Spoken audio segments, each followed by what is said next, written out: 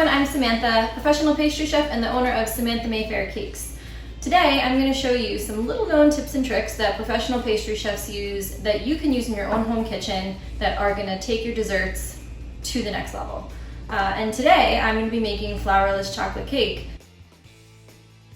I'm using a stand mixer today. If you don't have one, no big whoop, it's not a problem.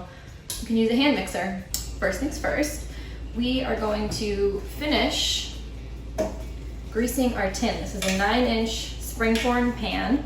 Really get down into the nooks and crannies. So this is just a tablespoon or two of cocoa powder. So I'm just gonna sprinkle this in and then I'm gonna shake it around. Give it a quick tap. There. And now your springform pan is ready to rock and roll. For the chocolate, I'm using pretty good quality chocolate. I've got 70% Valrhona block chocolate that I cut into chunks, and we're gonna melt that all down together. You'll see I'm using a metal bowl. This is important. Metal does not hold on to heat the same way as glass. So the nice thing about metal is that it will distribute evenly, everything will heat quickly, and then when I take this off and I put it down on the counter to cool, it will cool much, much faster. So I'm gonna just pop this onto my wee double boiler here, and that's gonna get going. It is important though, side note, to keep stirring this so that your chocolate doesn't burn, because that's really gonna taste like garbage. So, hello, there we go.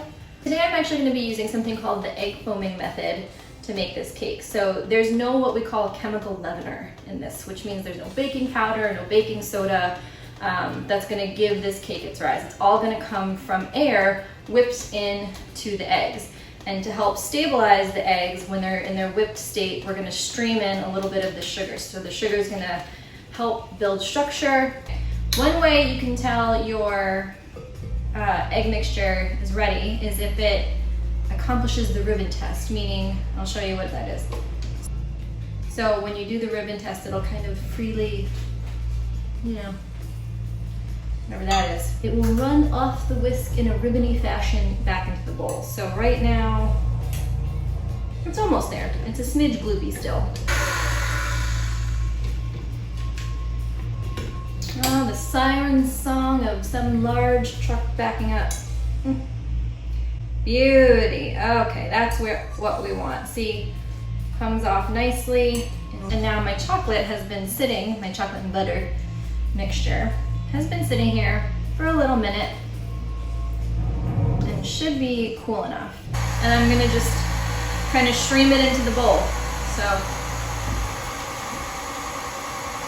I'm gonna do it on like a medium-low speed.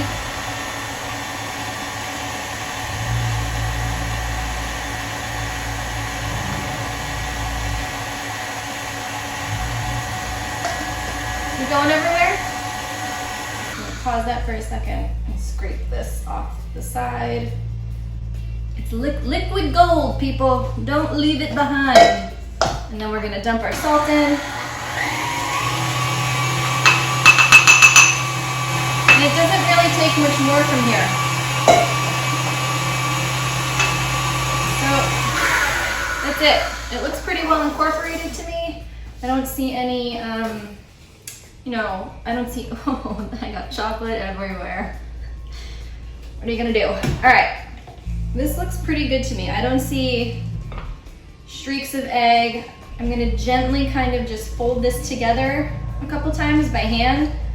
I don't wanna knock out all the air. I just spent all that, time putting in here.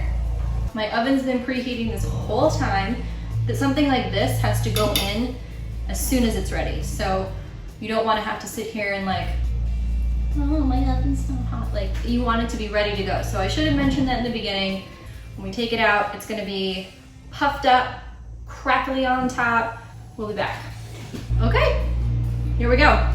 So you can see the top is all crackled. It's been 40 minutes, so the sucker is done. How do I know that it's done? The top is all crackly. It's just starting to pull away from the edges, and that's perfect. Boom. Once the crackles show up, yank it out. Those whipped eggs and sugar are gonna make that sort of like little nice crispy crusty layer on top. So I'm gonna let this cool in the pan here. Okay, it's time to unmold. So pop your springform pan open. Look at it. It's beautiful. Okay, so that's it. So the cake is cooled. Our whipped cream, brandy whipped cream is done. And now we're gonna slice it open. Have a look at the inside. Oh yeah. I mean, come on. That's it. Beauty, huh? So remember, flourless chocolate cake, easy, fast, great for date night. You don't need flour, so if you can't find any at the store, not a problem.